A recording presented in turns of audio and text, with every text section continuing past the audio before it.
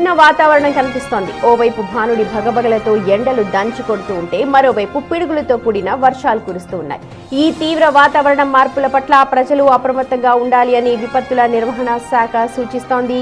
ఈ రోజు అనంతపురం, సత్యసాయి, కడప, అన్నమయ్య, చిత్తూరు జిల్లాల్లో పిడుగులతో కూడిన వర్షాలు పడే అవకాశం ఉండగా ఇతర జిల్లాల్లోనూ ఆకస్మికంగా వర్షాలు కురిసే ఛాన్స్ ఉంది అని చెప్తున్నారు.